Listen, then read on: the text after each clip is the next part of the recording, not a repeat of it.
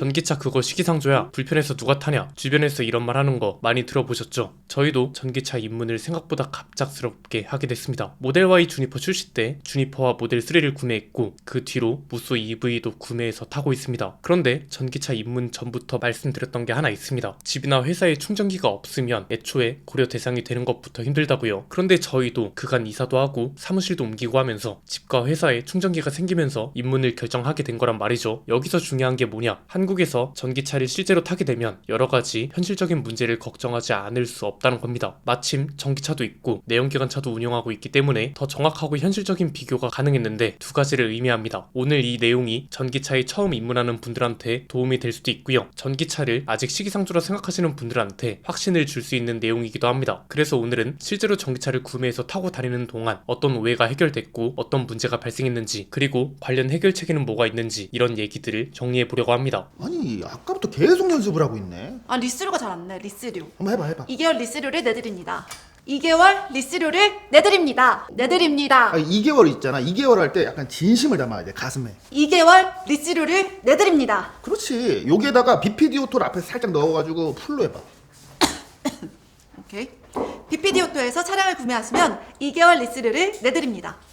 좋아. 이렇게 할 수 있으면서 굿잡! 계속 연습을 하고 있네. 어디가?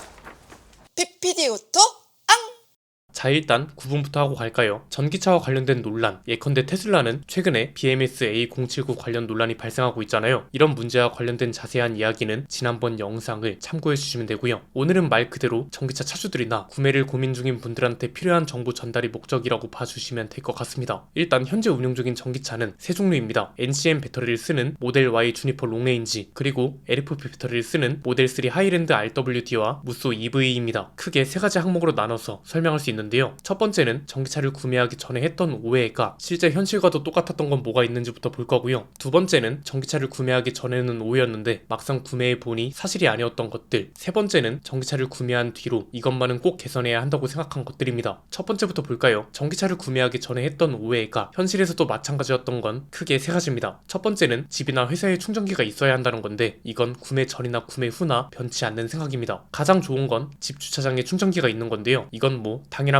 대부분이 휴대폰 충전하듯 충전하거든요. 퇴근한 뒤에 그 다음날 출근할 때까지 완숙 충전기를 물려놓으면 딱입니다. 그리고 갑자기 다음날 어딜 가게 되더라도 자는 동안 충전을 해놓으면 되니까 아무래도 회사보단 집에 충전기가 있는 게 더 좋죠. 아파트 충전기도 효율적으로 운영할 수 있는 방법이 있는데 이건 뒤에서 자세히 얘기해 보도록 하고요. 만약 집에 충전기가 없다면 회사에 있는 것도 나쁘지 않습니다. 마찬가지로 업무 시간 동안 충전을 해두고 출퇴근할 때 차를 쓰면 되는 거니까 최소한 집이나 회사에 충전기가 있는 환경이라면 충전하는 것 때문에 불편해서 못한다는 소리는 거의 안 하게 됩니다. 두 번째는 휴가와 같이 갑자기 장거리를 타게 될 때 내연기관차보다 불편한 건 사실이란 겁니다. 이건 집이나 회사에 충전기가 있어도 마찬가지인데요. 명절이나 휴가 때는 차도 많이 밀리지, 에어컨도 틀어야 하지, 사람도 많이 타지, 짐도 많이 싣지, 변수가 꽤 많습니다. 그래서 중간에 한 번쯤은 충전을 하게 됩니다. 이게 충전기가 부족하다는 건 서서히 옛말이 되고 있다고 봅니다. 요즘은 휴게소라도 대부분 충전기가 많아서 대기 시간이 그리 길지 않습니다. 그런데 아무리 급속 충전이라 해도 최소 20분에서 30분은 충전 시간에 할애해야 하고 이건 밥 먹고 오기도 애매한 시간이잖아요. 급속 충전은 완료되자마자 차를 빼줘야 하니까요. 이것도 적응된 분들이라면 크게 불편하진 않겠지만 5분 이내로 주유가 끝나는 내연기관차에 비해선 불편하다는 겁니다. 이건 데이터로 봐도 알 수 있는 내용입니다. 컨슈머 인사이트에서 실제 전기차 보유자 1343명을 대상으로 조사한 게 있는데요. 외지에서 충전기를 찾는 데 걸리는 시간이 1년 전과 비슷하다고 답한 사람이 무려 57%에 달했고요. 고속도로 휴게소에서 충전을 실패하는 경우도 1년 전과 비교했을 때 비슷하다고 답한 사람이 55%, 오히려 충전 실패 경험이 늘었다고 답한 사람도 18%나 됐습니다. 세 번째는 OTA는 아직 만능이 아니란 겁니다. 이건 아마 테슬라한테만 해당되는 이야기일 수 있는데요. 프리미엄 커넥티비티가 월 7,900원이거든요. 여기 보면 뭐 내비게이션, 실시간 교통 정보, 위성 지도, 비디오 스트리밍, 인터넷 브라우저 이런 게 된다고 하고 LTE라는 표시도 뜹니다. 이러니까 BMW 20처럼 자체적으로 인터넷이 되는 거라고 생각할 수 있는데 그게 아닙니다. 예컨대 소프트웨어 업데이트 하려면 와이파이 핫스팟을 잡아줘야 하고요. 되고요. 심지어 빨리 되는 것도 아닙니다. 중간에 파일 검사 같은 것 때문에 5분에서 10분 정도를 그냥 멈춰 있습니다. 어차피 핫스팟을 연결해서 써야 되는 거면 유튜브 같은 것도 굳이 커넥티비티를 구독하지 않아도 볼 수 있는 거잖아요. 물론 OTA 업데이트로 오류를 잡아준다거나 새로운 기능을 추가해주는 것 같이 본질적인 기능 자체는 좋은 게 맞지만 아직 완벽하게 편리한 건 아니란 겁니다. 자, 이번에 전기차를 구매하기 전에 오해했다가 현실과는 달랐던 부분인데요. 첫 번째는 충전 결제가 복잡하다는 오해. 이건 사실이 아니라고 볼 수 있습니다. 이게 어떤 오해냐? 야, 충전기마다 카드가 다르다며? 그럼 카드도 수십 개를 들고 다녀야 되고 결제 자체도 복잡하다면서 전기차는 그래서 탈게 못 된다니까? 이런 거죠. 그런데 이건 해결 방법이 너무 간단합니다. 테슬라 슈퍼차저 같은 경우는 테슬라 앱에 결제 카드를 등록해 두면 자동으로 결제가 되고요. 다른 전기차들도 그냥 환경부 전기차 충전 카드만 있으면 됩니다. 이 환경부 카드에 자동 결제 카드를 등록해 두는 시스템인데요. 이 카드만 있으면 어떤 충전기든 태그만 하면 바로 충전이 되고 갤럭시 같은 경우는 삼성 월렛에 등록해서 결제하는 것도 가능해서 충전 결제가 복잡하다는 건 오해고 현실에선 매우 편하다. 이렇게 정리할 수 있겠습니다. 두 번째는 급속 충전기가 무조건 있어야 한다는 건데 이것도 현실에선 거리가 좀 있습니다. 저희 영상에서도 계속 말씀드렸듯이 우리 일상생활에 더욱 필요한 건 완속 충전기입니다. 실질적으로 많이 쓰게 되는 게 완속 충전기이기도 하고 애초에 퇴근하고 자는 동안 아니면 업무 시간 동안 스마트폰 충전하듯 하기 때문에 오히려 주차장에 완속 충전기가 많을수록 좋습니다. 급속 충전기는 휴게소처럼 거점 개념인 장소에 많아야 하는 게 맞다고 보고요. 세 번째는 역시 내연기관차가 답이다. 이것도 실제로 타보거나 요즘 여론을 보면 무조건 그렇지만은 않다는 걸 알 수 있습니다. 그냥 저희 기준으로 보면 내연기관차의 엔진음이라던가 주행할 때의 질감 이런 감성은 아예 다른 영역이고요. 전기차도 요즘 기술력이 워낙 좋아져서 말도 안 되는 가속감 같은 걸 느낄 땐 내연기관차는 생각도 안 납니다. 아예 영역 자체가 다르다는 게 적합한 표현인 것 같습니다. 그리고 무엇보다 관리하기 편하다는 게 굉장히 큰 강점입니다. 차를 좋아하지만 자주 안 타시는 분들은 특히 아실 겁니다. 내연기관차는 안 타는 동안에도 신경을 써줘야 합니다. 대표적인 게 배터리 방전 같은 것들인데 전기차는 애초에 그냥 충전해서 쓰는 제품이라 장기 주차를 하더라도 중간중간 충전만 해주면 딱히 방전 문제는 신경 쓸 게 없습니다. 마지막은 전기차를 구매해서 타보니 무조건 개선해야 한다고 생각한 것들입니다. 이건 두 가지인데요. 첫 번째는 충전기 고장과 유지 보수 문제입니다. 이건 예전이나 지금이나 똑같습니다. 오히려 실제로 타보니 더욱 절실하게 느껴진다고 해야 할까요? 충전기 고장이 꽤 많습니다. 물론 저희 생활 반경 안에 있는 충전기들은 거의 고장난 걸 못 봤는데요. 이상하게 어떤 주차장은 충전하다가 갑자기 충전이 끊기거나 결제 단계에서 넘어가지 않는다거나 아예 전원이 안 들어와 있는 경우도 종종 있더라고요. 하필 내가 자주 이용하는 주차장이 이렇다면 짜증이 안 날 수가 없잖아요. 심지어 이런 곳들은 금방 고쳐주는 경우도 드물고요. 이것도 데이터를 같이 보면 좋습니다. 앞에서 봤던 컨슈머 인사이트 조사 결과를 보면 1년 전과 비교했을 때 충전기 문제를 비슷하게 경험한 차주들이 55%에 달했고요. 이 부분은 특히 긍정적으로 대답한 차주보다 부정적으로 대답한 차주가 더 많았습니다. 두 번째는 주차장 운영 방식을 대대적으로 개편하는 게 필요할 것 같다는 겁니다. 이게 굉장히 중요한 게 대부분의 아파트에서 적용할 수 있을 뿐만 아니라 주차 난도 동시에 해결할 수 있는 방법이 있다는 게 큽니다. 즉 전기차 차주들 뿐만 아니라 내연기관 차주들한테도 필요한 내용이란 건데요. 조건은 간단합니다. 거의 모든 주차장 기둥마다 완속 충전기가 설치되어 있어야 하고요. 전기차 충전 구역과 일반 주차 구역 차별이 없어야 하고 아예 주차 구역 전체가 구분되어야 한다는 겁니다. 실제로 이렇게 주차장을 관리하는 아파트가 요즘 꽤 많은데요. 자, 우선 기둥마다 완속 충전기가 설치되어 있다. 이렇게 되면 전기차 차주 입장에선 충전 구역을 사수하려고 목숨 걸지 않아도 되고요. 내연기관차 탈 때처럼 편하게 주차를 하면 됩니다. 충전기도 그만큼 많기 때문에 충전을 못할까 걱정하지 않아도 되겠죠. 이렇게 되면 뭐가 가능해지냐? 전기차 충전 구역을 별도로 나눌 필요가 없어집니다. 내연기관차 차주들 입장에선 전기차 충전 구역을 명분으로 역차별을 당할 필요도 없고 전기차 차주들 입장에선 어차피 충전기가 널려있기 때문에 또 다른 차별 문제로 이어질 일도 없습니다. 자, 일단 여기까지만 돼도 주차장이 굉장히 효율적으로 돌아가고요. 여기서 더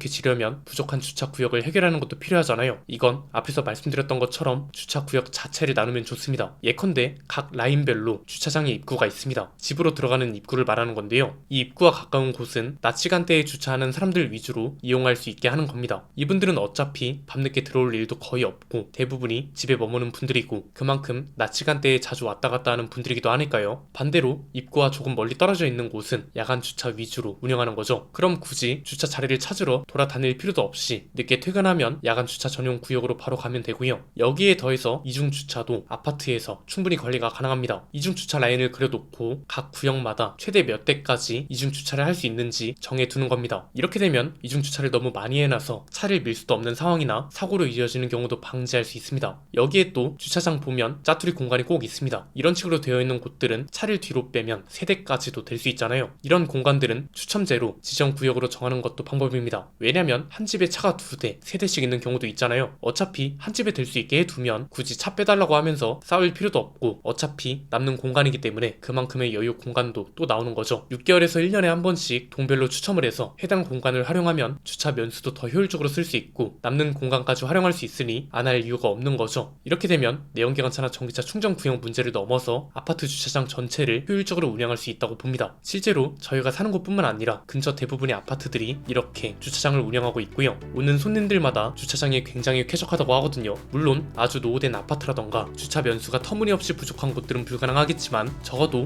이게 가능한 곳들만큼은 이런 식으로 쾌적하게 운영하는 게 좋지 않을까요? 실제로 이렇게 하는 아파트들이 꽤 있어서 노력과 의지의 차이라고 봅니다. 여러분 생각은 어떠신가요? 전기차 구매 후에 후회하거나 반대로 구매하길 잘했다 생각하시는 게 있나요? 댓글로 자유롭게 의견 나눠주시면 감사드리겠습니다. 오늘 내용은 여기까지입니다. 내용이 유익하셨다면 구독과 좋아요 알림 설정 부탁드립니다. 지금까지 저는 안피디였습니다. 감사합니다.